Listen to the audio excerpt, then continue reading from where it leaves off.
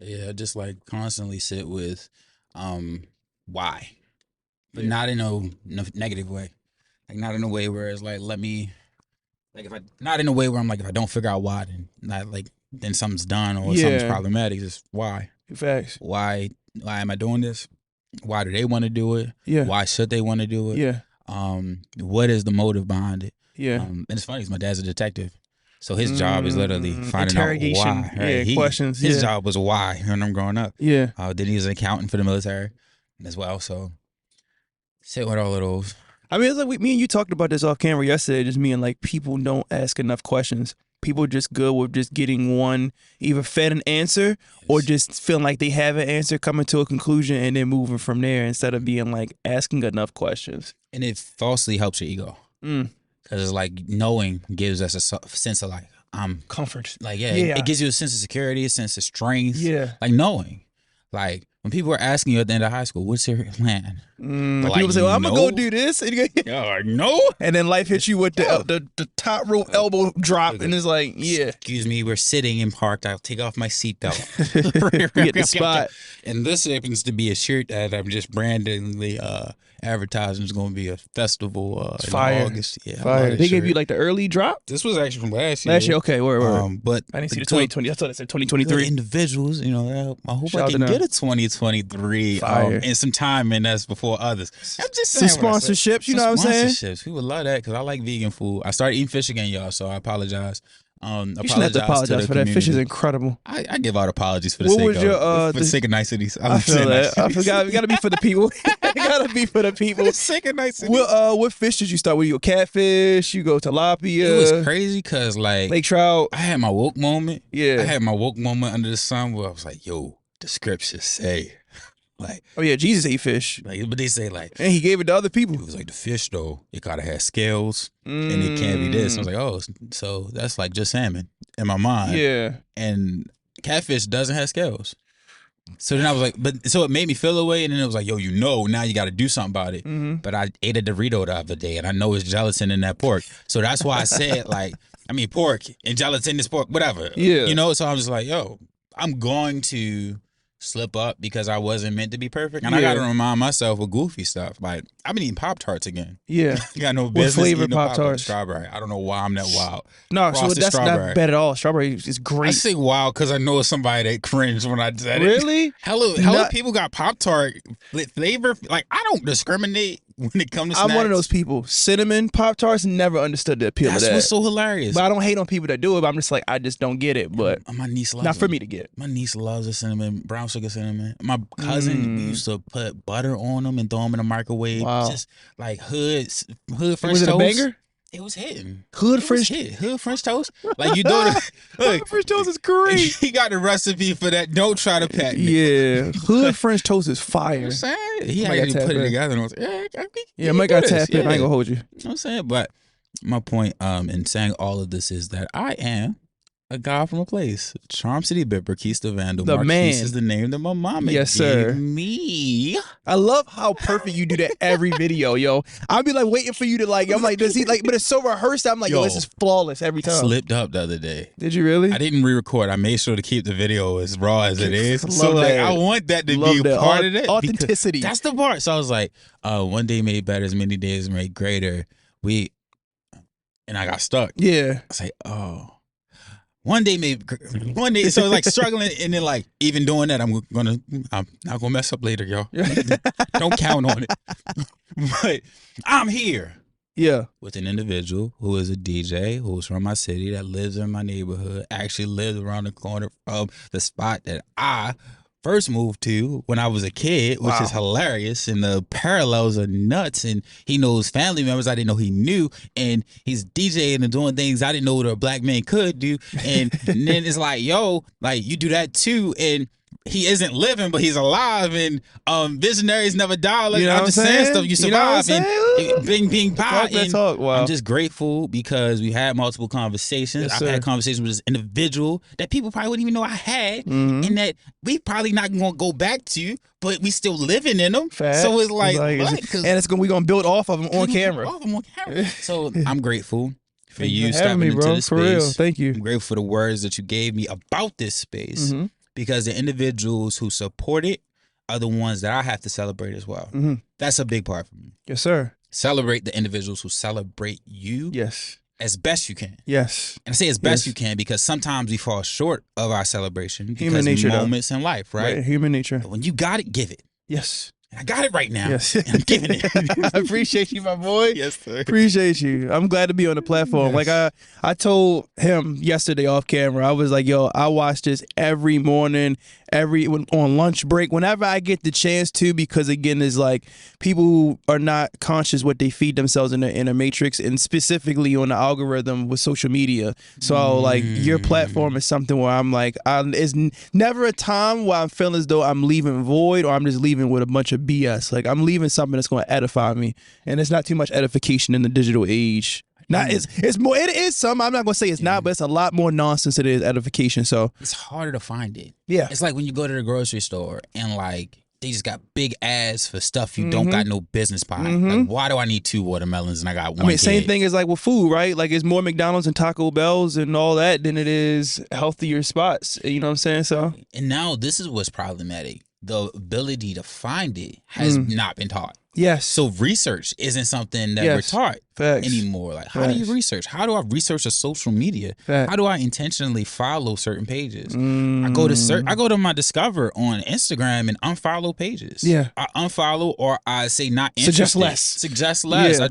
I try to make that attempt. It still comes with the filth. Yeah. And the cheeks that don't need to be shown. Yo, no, wait, let's stop right there real quick. It was one time, and I was like, all right, it's definitely some nonsense. Don't get me wrong, I follow some models, sure. I mean, you know what I'm saying? We all like some pretty ladies and pretty attractive people. But there's one time my Explore feed was nothing but swimsuit models, and I was like, I for sure have not been looking at this kind of content. So why is this here? You be like scrolling through beat pages, like this. It's like 70 instrumental pages you done look through. It's like you done looked at Complex. You're looking at all of these, and then it's like just cheeks on my Explore. I'm like, this is definitely like CIA. But hey, even I laugh because I'm always perspective, right? I want to sit in another space sometimes. So I'm like, what would I be like at 13 with this much access to cheeks? At any time of the day. I've never thought about like that. Zoned out, bro. Wow. Like numb. If I'm 13 and the hottest rapper is Young Boy, that's why I was like, I was on a no ski mask rant for a while because I was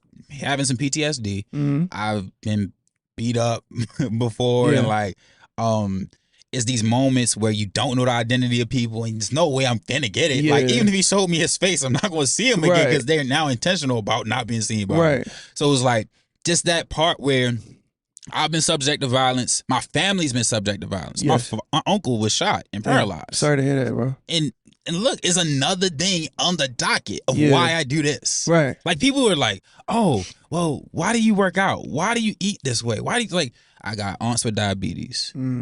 Diabetes is a very real thing. Yes. My close relative was on dialysis. Yes.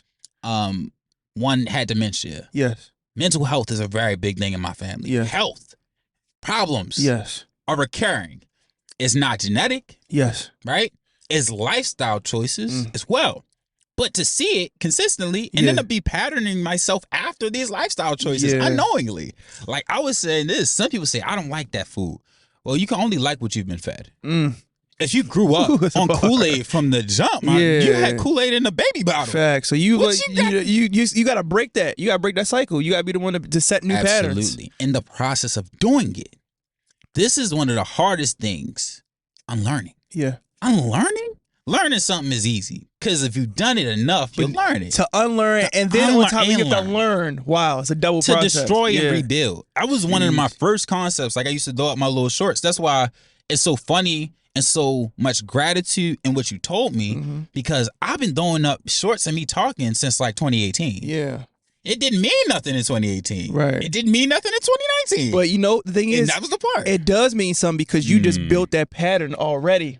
You know what I'm saying? You built that pattern already, and it's like, it's a foundation. That's what it is. It's like Tetris. It's the foundations, the starting blocks. So it's like, imagine you starting when we say Reels got popular, what, 2020, 2021 after the pandemic? Thanks. Imagine you starting that like when everybody else did. And it's not to say you still wouldn't be where you are now, but it's like you got a head start and you didn't even, the thing is I love about, same thing with me DJing and a lot of just my work is like, I didn't go into it with I'm gonna be doing X, Y, and Z. I was just doing it for fun. And little did I know I feel like the best foundations are built when you are going into it with obviously being intentional, but it's not like I'm doing this to get to this result. It's no, I'm just simply doing this for the enjoyment and whatever comes from it. And then when you build off of that, because then you can pivot to so many different other things. That's a fact. Versus if you have a tunnel vision and say, I'm doing this to get to so and so and so and so, it's like that still can produce success, sure. But it's like when you do it with no necessary end goal in mind, just, hey, I'm doing this just to be present and be in the moment, and then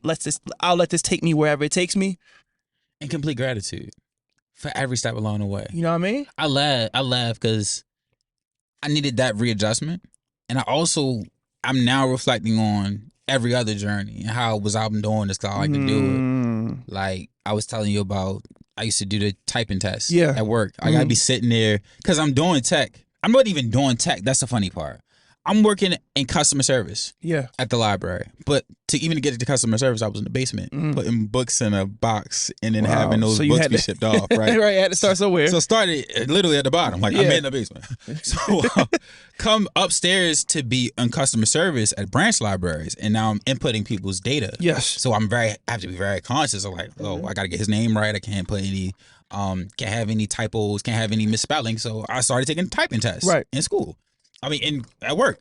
And as I did that, eventually I'm on my computer more. So now I'm typing my poetry too. Wow. Okay, now I'm typing the poetry. Then I'm looking at JavaScript and Python just because I'm like curious. And I'm starting to think about tech.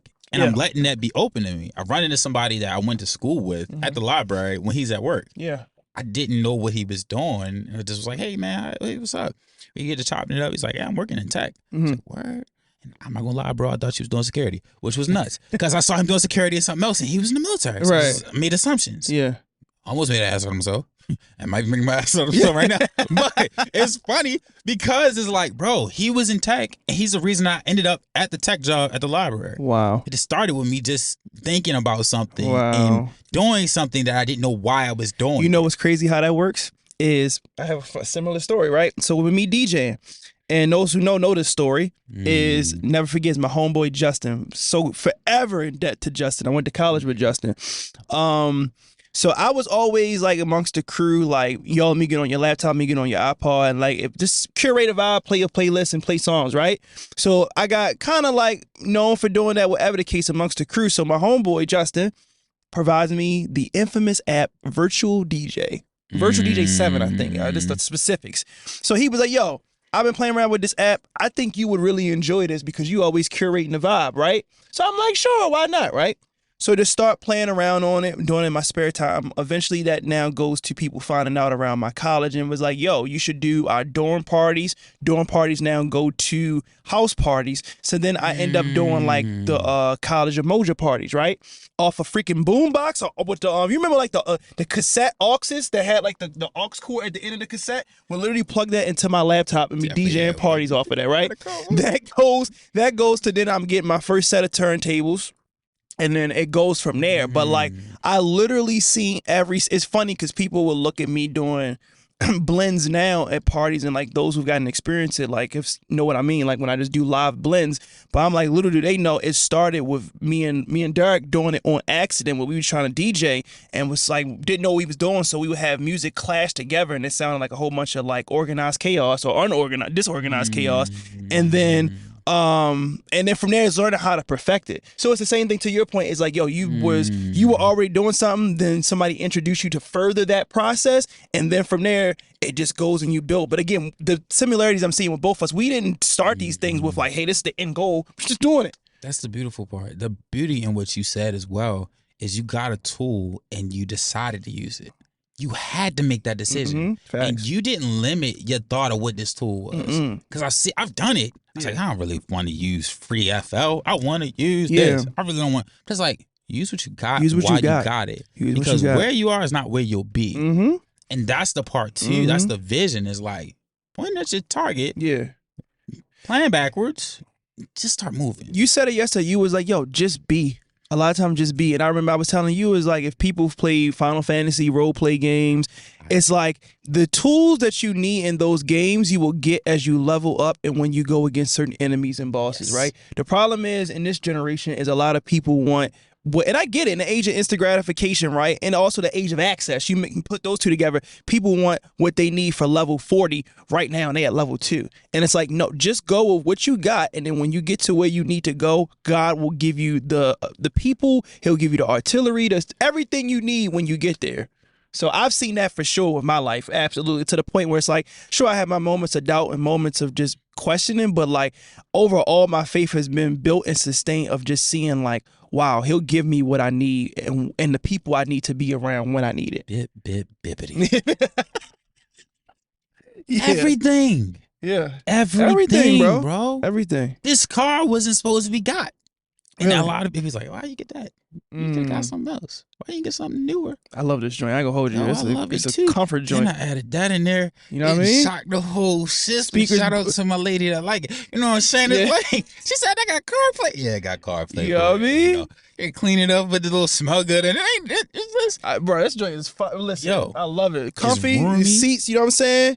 I love you, long baby. leg room. I love you. we here. Look at how far we didn't come. It's them parts where it's like, everybody don't see the vision. Mm-hmm. Everybody doesn't You're not understand, supposed to, though. right? And that's the Not part. supposed to. And I think what has become an issue with a lot of us in this generation as well is wanting people to see the vision. Yes. We want people to see the vision before we start because it's like, hey, look, I just got my hair done. And we hey, got that look, support, you know I just graduated. Look, it's like you don't got to show everything. The things I didn't show are the things that power me the most. The things I don't show are the real wins. Wins. Like, you doing that? I was like, if only. You know what I heard? I don't the want other you to know day? the back end, but the back end is love. What I heard the other day, and I can't take credit for this, but I don't know the gentleman who said it. So if he sees this on the algorithm, just know I'm giving you your credit. I do not know your name, right? But a dude was talking about how he was like, life is really, obviously it's a cliche, life is a marathon, not a sprint, right? But he put it more in specific context of the idea that when you start a marathon, half marathon, cross country run, whatever, 5K, 3-mile run, is it always starts right with the gun going off and all the crowds of people cheering, right? As you go through the run, especially if you go on with like a more forest or like a more like a off terrain, right, where there's a lot of trees, you start to narrow out, you see less and less people, and you for sure don't see no spectators, right? You surely ain't getting people you might see people along the way, but it's little to none, right? And then what happens is you start hitting certain markers. If not the end of the race, that's when people appear again. They start clapping. But he was saying that the importance of that continued momentum is doing it and running when there's no one supporting. There's no cheerleaders. There's no one next to you, and you just got to do it as cat. It just, I love it. Vibes, stretched out vibes. That's why I got 2 cameras. Yeah, he's just vibing over there. But it's continuing that race when there's nobody cheering you on and there's no one spectating, looking at you and doing that. And there's plenty of seasons I know I've seen for myself in terms of creativity, in terms of being an artist, rapper, whatever, musician, DJ, whatever the case, where there's nobody clapping, but it's just being like, you know what? I'm going to continue on. And then the funny thing is now Instagram is literally, or social media in general, the algorithm is now a living input of that, because now just put a song out. What was this, on Saturday? I'll probably not have people who won't see that post I put up on Saturday until Wednesday.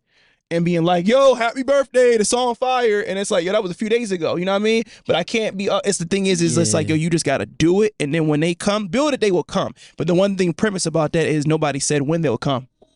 Nobody said when they'll come. It's no schedule for it. Of course not. It's not scheduled. That's why it's like, I've also said this, like, you got a business, keep it alive for as long as you can, because longevity means something to people. People truly value consistency. Oh yeah, in everything. Consistency is one of the most beautiful parts of life. I said that about you, bro. I did. That's the one thing is like, yo, that momentum is like, you, every morning I wake up, it's like I would be surprised to not see episode. I don't want to put the pressure on you. No, and it's fine. It's like every morning I wake up, I'm like, yo, I'm so happy, because now it's also, so your discipline and consistency doesn't just affect you and your business and your podcast. It affects other people. That's the part. So it's like people like me who like have become dependent on seeing it. It's like, if I don't see it, it's like, damn, I don't know what my morning, where I'm gonna go now. How vested are others in the things you do is important, because that adds to your purpose.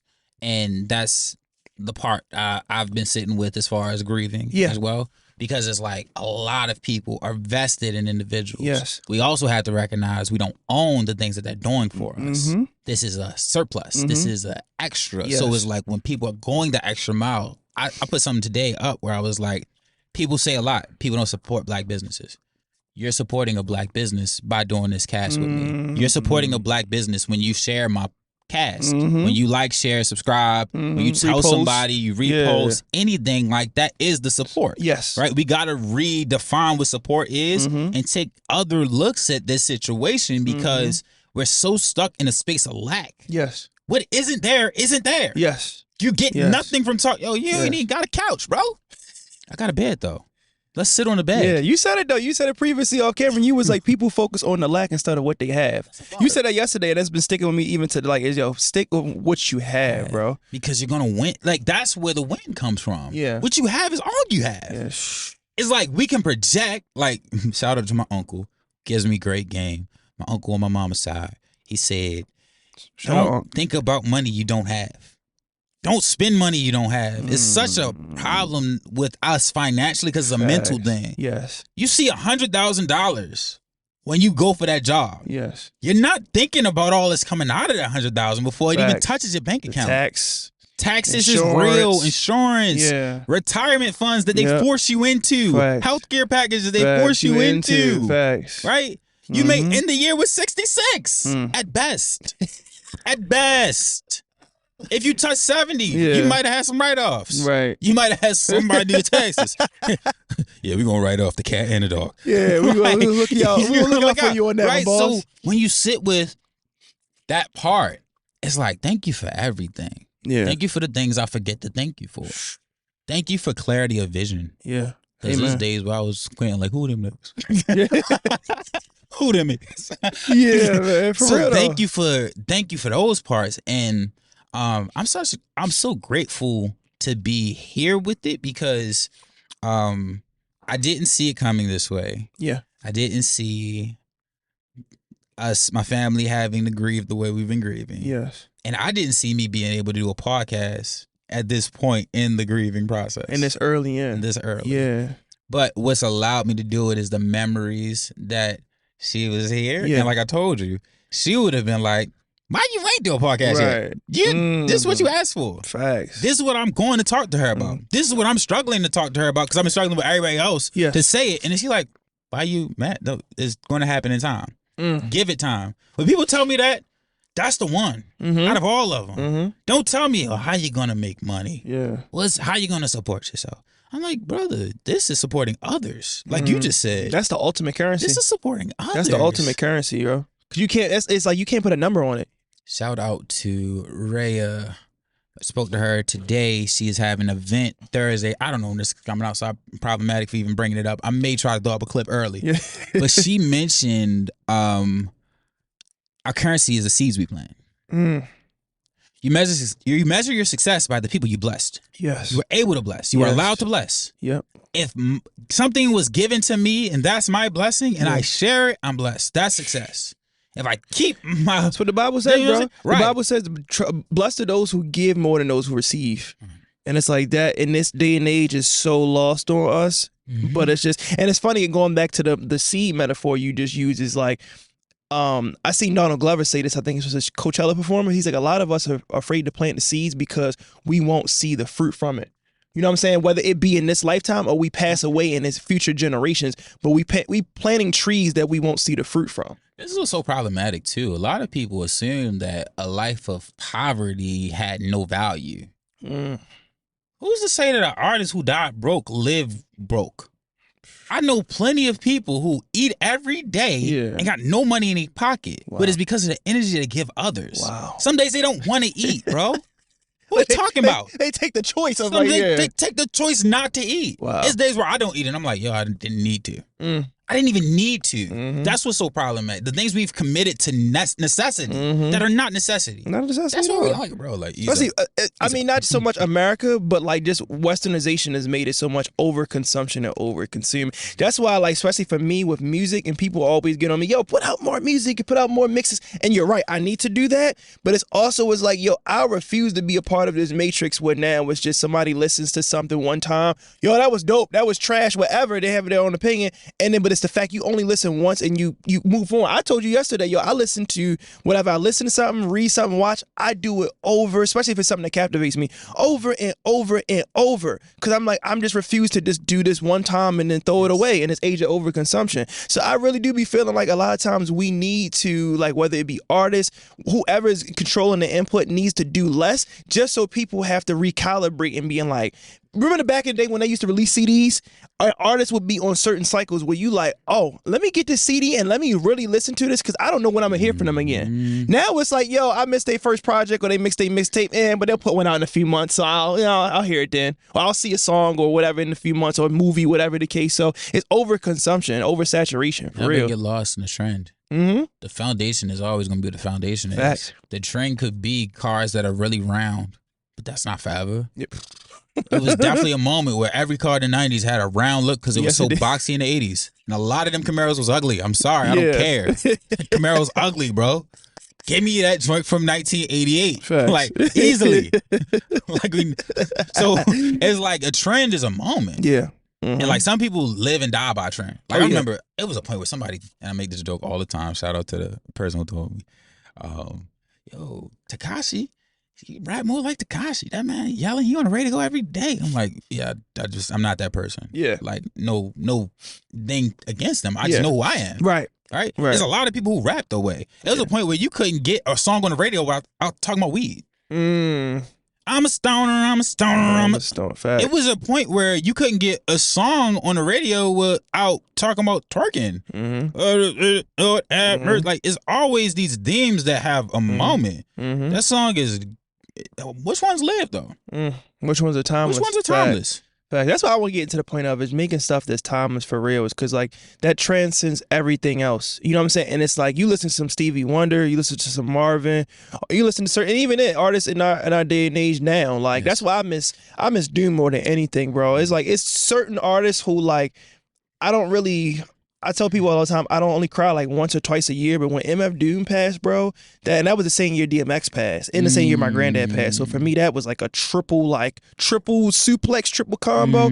But Doom to me is like, you can listen now and being like, yo, like, yeah, I could put a date on how certain beats sound or how this where the skits came from and the samples, but it's just like, yo, he had a way of just making something that transcended everything, the environment, time, the culture, whatever the case. And a lot of times it's like, yo, this came out and when?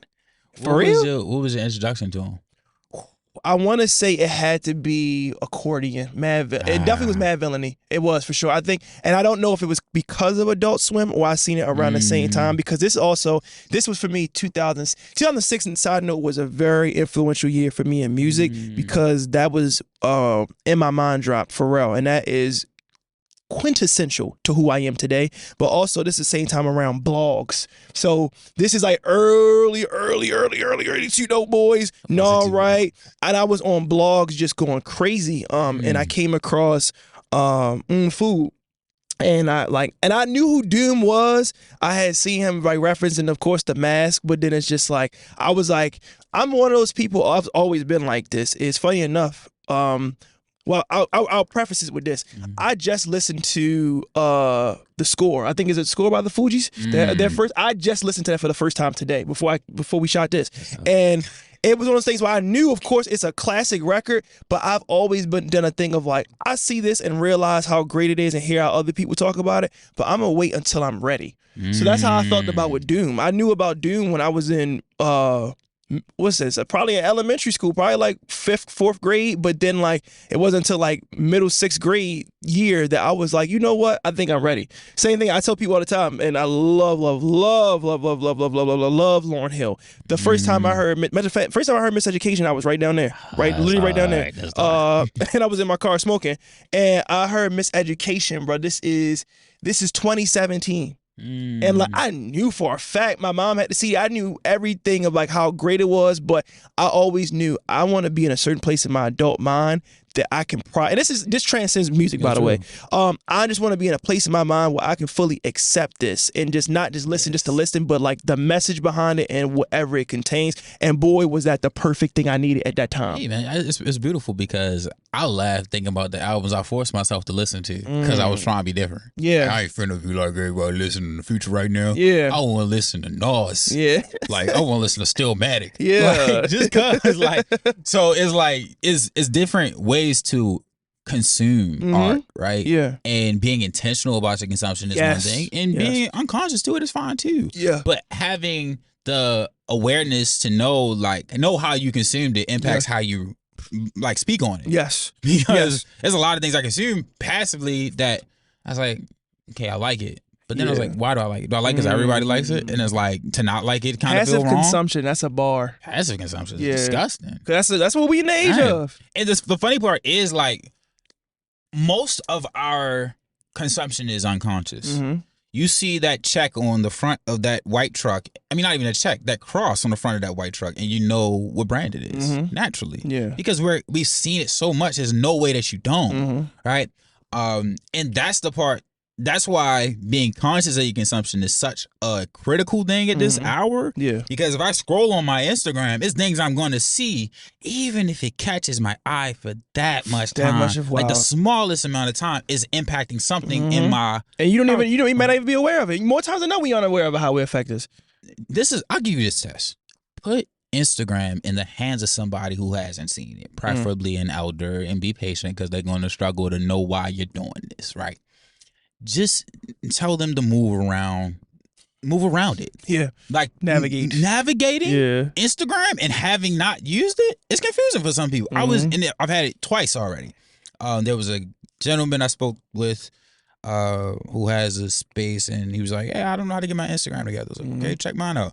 So he's like, his fingers are too big to scroll because they've aged to the point where it's like, okay, he really can't tap everything. He might press the like button, didn't mean to. Right. Might double tap and didn't mean to. Why are you liking that, bro? Right, yeah. Not on my Instagram. You play on yours. So it's like these different things, and the DMs, the knowing where your notifications are, knowing to look at the timestamp to see if this was 3 days ago so you don't look awkward and give this person a like when you weren't supposed to. Like these little nuances, these subtleties that come with navigating a space for so long. Like I can adopt a new social media quickly because I've dealt with every time. Yeah, you done the other ones. There's social media that people didn't use that's incorporated into newer spaces. A lot of this content scheme was on Tumblr.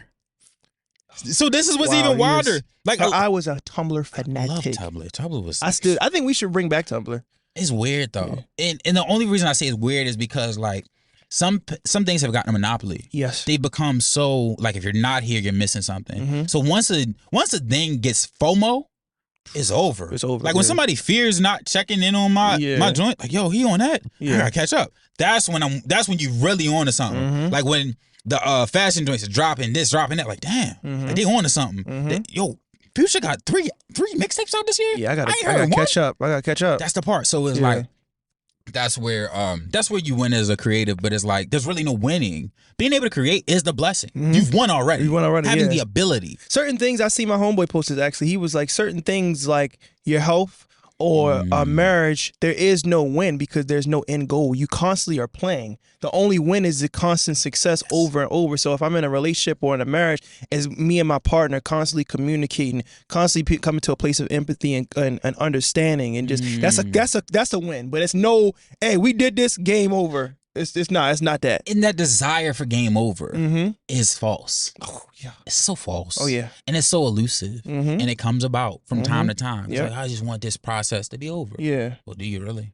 I told my homeboy, I'm like, yo, I never want to feel like I've arrived. I never want to ever feel like arrived. Even to a point, I keep telling people, like I keep mentioning, I'm sure they're sick of. I keep talking about Rose Bar, me DJing there. But for me, it's not so much Rose Bar. It is what Rose Bar was meant to be in terms of I had a goal and I want to get to this goal and I got to that goal and now I have even more goals after that. But even now, like I remember just certain places of just being like, yo, I remember being in general pop or general admission, right? Looking at the VIP velvet rope line, knowing nobody over there, just being like, feeling like AZ and paid in full, right? Or just being like, just looking, or A and paid in full, just be like looking outside the laundromat and being like, I can't wait to be over there. Now I've made connections. I've talked to people. I've gotten cool with security guards, promoters, that I can just walk in the VIP and just chill, but I'm still doing the same things I did to be able to get there in the first place, of just being like, when I'm watching the DJ, it's chicks around, drinks is going, all that. It's great. But I'm watching the DJ, taking all these notes on what he does. Transition here. He's spinning here. He's playing this song. Okay, he's letting the beat breathe here.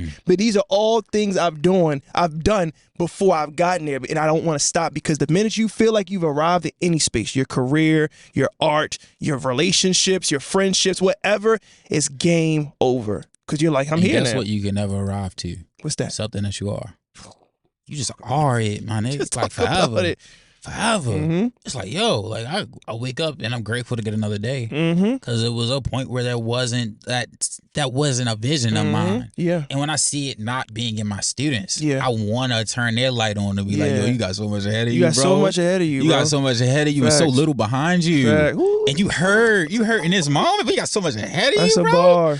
And the wild part, this is why I love you said the Rose Bar was such a goal for you. A goal of mine when I first started rapping at like 14, and we just freestyling over Wayne beats and phone numbers with Big Sean and Wiz had popped out on that joint. Yeah.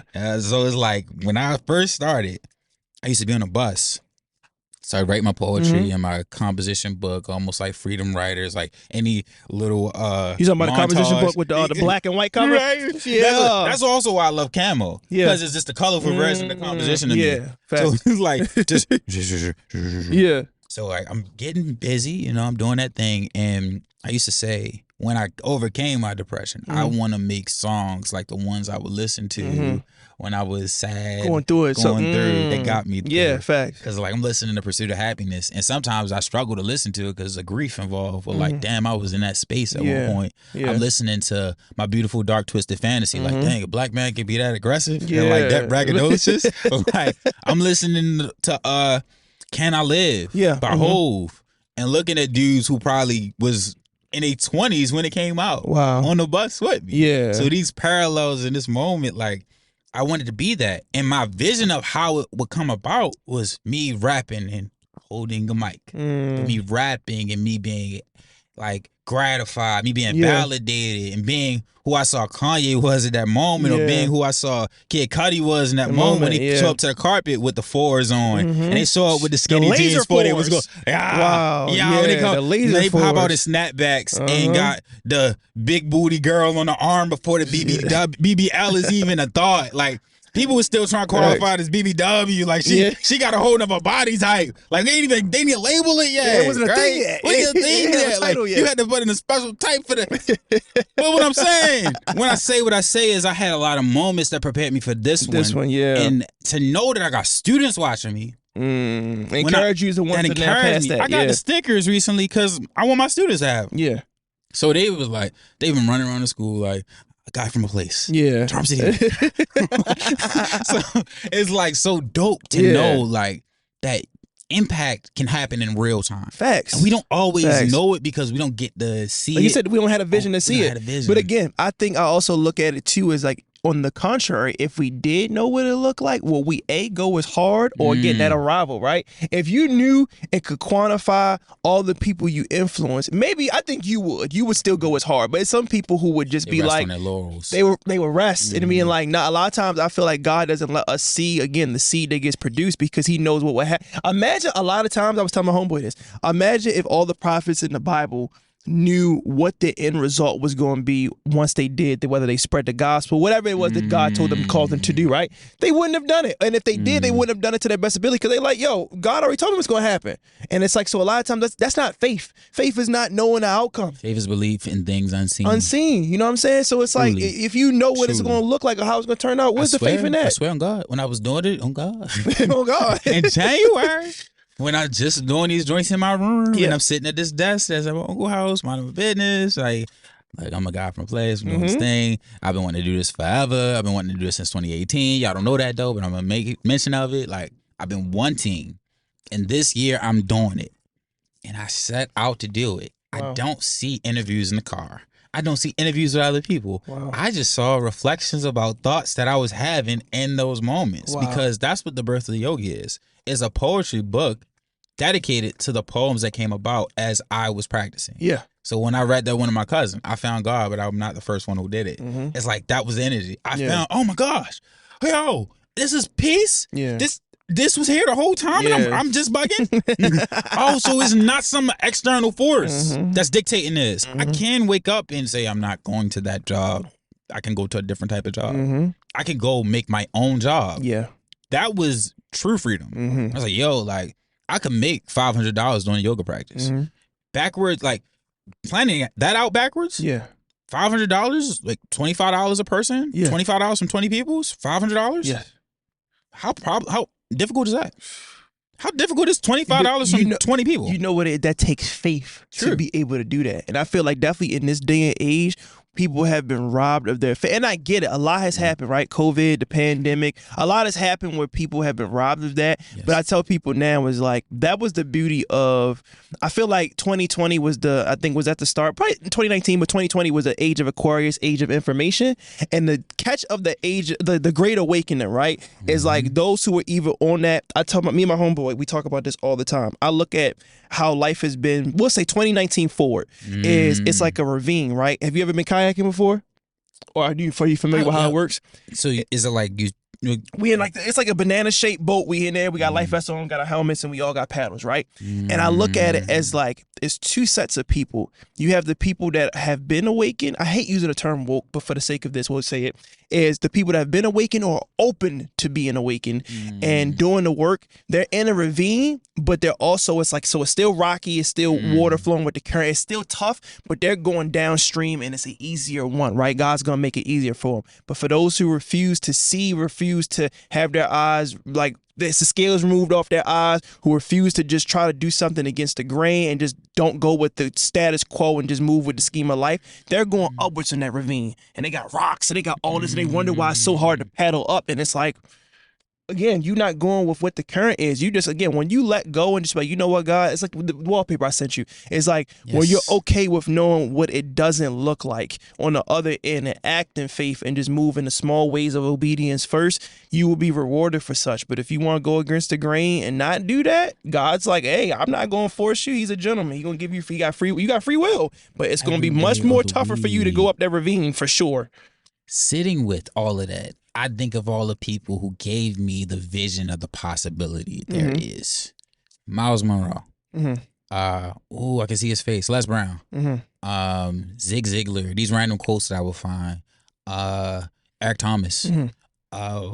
Just so many people, and even the names I'm naming, some of them influence each other. Yes. And they didn't act like they had the patent on it. Yeah. They directly say, I got this from the Bible. That's what I was telling you. Like, I would say, I got this from the Bible. I got this from this person. I got this from that person. Because I don't own it. And they didn't either. Yeah. And I love that was my self-help thing where I'm like, yo, everybody who's giving me this didn't say like, oh, buy this because I'm doing it. Yeah. Ego has been the biggest issue with waking up. For sure. Ego was a mother lover when I woke up. Because then I was like, yo, I'm God. Huh? Yeah. Yo, you just got here. Yeah. You just arrived, bro. Facts. It's people that's been here. You new here, cuz. You new here on the block. Facts. You just had the smelling salts. And you think you the one. What's up? What's really good? Think you Hamilton. And that's what's wild. Like, life would be like, boom, what's really good? Yeah. What's really good? Yeah. You say you bought it? Prove it. But take a loss. Bro. Take a loss and get back up. I think that's in the age that we are. Like, I'm not going to get super doomist on you or super end of the world, but I'm I would say a truther. I'm not a conspiracy theorist. I'm a truther. I think that is why what's going to come towards the world, I think a lot of people, you mix ego, right? You mix ego and pride along with a lack of empathy for others, a lack of compassion. Ignorance. And then in the age of, we're the most isolated. Ironically, we're connected, right? The most connected we've ever been. We're the most isolated we've ever been. You put all those in one big jambalaya gumbo and you have the recipe for disaster. So for people like you and I, that's why I really admire you, yo, because you are so big in community. Like when the grid goes down, and like I'm looking to the camera and saying it will be going down. I don't know when. I don't know if it's the next 5 to 10 years or the next 20 years, but when the grid goes down, those who have not been fermented with the idea of community and building with others and finding value and just true grace with others, I'm not going to say they're not going to make it, but it's going to be very, very tough. But for people like you who are like, yo, I care about my community, I care about those around, and I could care less what I look like caring about other people. Because the thing is with community, right, a lot of times you may not get the same energy from others, right? The same love, the same resources you share. But the fact is you're like, yo, I don't care about, I see that with you. You're like, I don't care about the result. I care about the part I'm doing. And then it goes from there where it goes. So it's like, that's one thing that's going to be a result from what you do. You know what I mean? And that's the problem. You know that's why it's so wild, because it's like people are comparing results. Yeah. Rather than just being like, yo, this is what I got. This is what I got. What you got? This is what I got. That's what community is. We're all not supposed to be doing the same thing. This is what I got. What you got? Oh, you're a DJ. Oh, bad. Right. Y'all, I got Robbie isn't living right here. He DJs locally and in DC. Get busy. I mean, that's still locally. Yeah. Shout out to the DMV. Shout out to Baltimore. You know what I mean? Bip. Like, that's literally what it is. Yeah. So it's like, yo, why are you so much in your way? Is what that's my first why. Yeah. Why are you so much in your way? Why are you so stuck on what you're not? Yeah. Like, I was telling somebody that recently, like, if you show up with what you're not, you have nothing.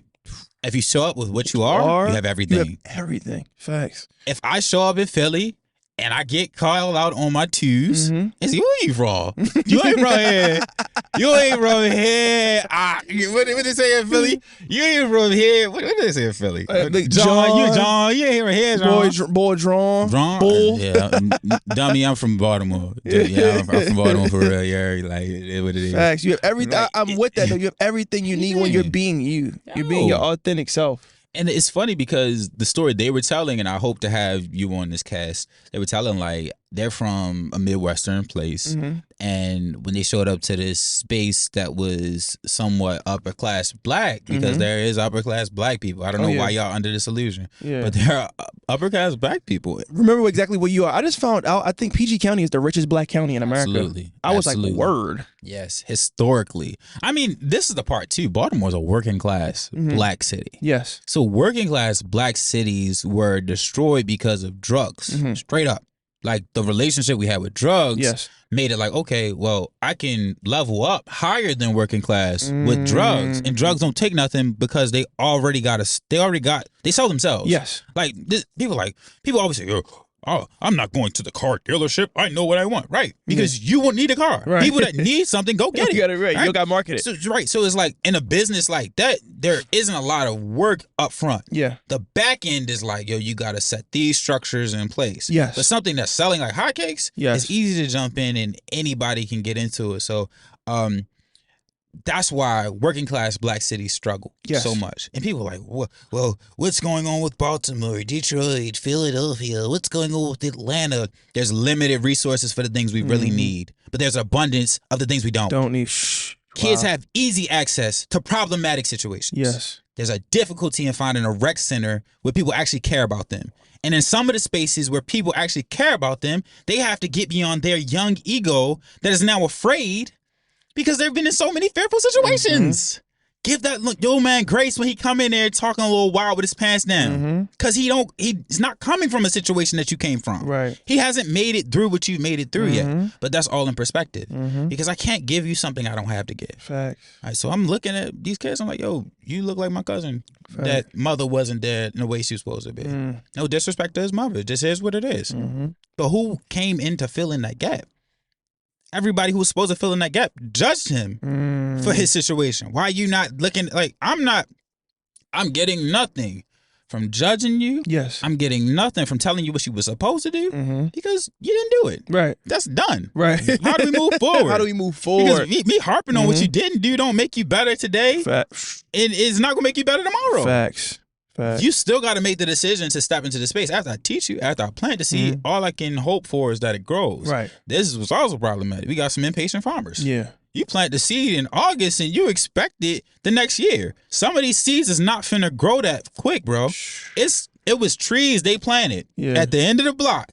Right? Yeah. Right across the street. Right across the street. They planted them trees. Them joints ain't grow for like 10 years. It felt like that. I was like, yo, that joint just budding out the ground. Yo, the deer legs, the fresh deer joint is thicker than that. Yeah. My arm thicker than that. Mm-hmm. Look over there, and I see some of them like, dang, you got a little height on them. Yeah. You going to the league. Yo, go to the- So do you play basketball? Yeah, getting the NIL deal.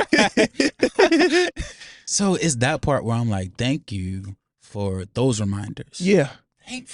Thankful, grateful, appreciative. And those are all actions before their words. Yes. Too. This is what I'm Yes. recognizing as well. Yes. When you say you love somebody, it is an action. Yes. You're just saying it to reaffirm the action that's already been done. Yes, you are. You don't say something and then hope you can work toward it and get Yes. mad when you fell short and get mad at other people for being mad at you that you You fell short. Yeah.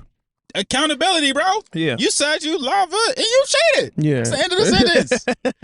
That's the end of it. All right, I did cheat. You Right. probably had worked out better if you said, look, I'm thinking about stepping with somebody else for a second. But I'm going to tell you out of love. Just tell you out of love. I'm being honest. Like, I just want to know where your head at. Yeah. You might have. That might have.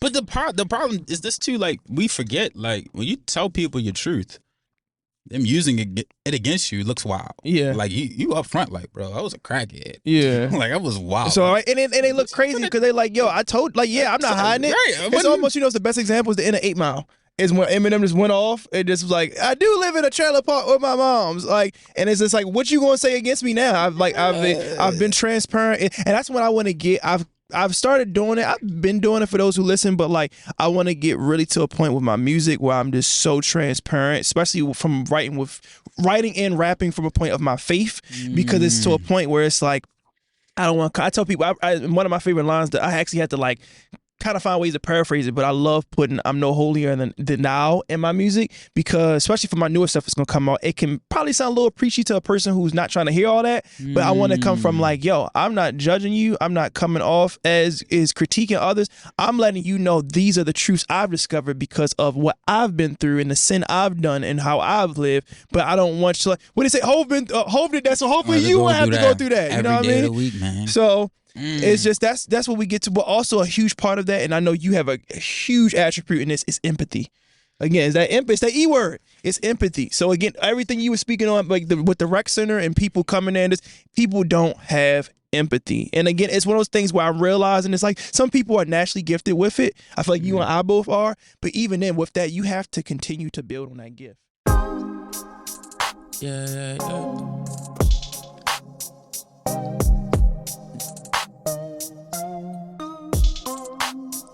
We were searching for the right way, did a lot of wrong. Can't go back, gotta move on. Gotta move forward, corrections given and accept the living. Still brings pain, even when you're moving with the best intentions. And you blessed with visions of joy, bliss, peace. Gratitude for every day I live to speak and I live to breathe in growth and abundance. Traumas get healed when the shadows confronted. I know my truth, I wear it in public. Meditate, pray, and get praise when I rise. Keep a clear mind and the prana stays high. Came here with everything, came here perfected. Took on some bags that I thought were protection. I let it all go, every limit. Grateful for peace in this life that I'm living. Glad to say the cycles are finished, complete. And I'm still on my feet. Wishing you peace. Wishing you peace. Wishing you peace. Well, thankful. Peace.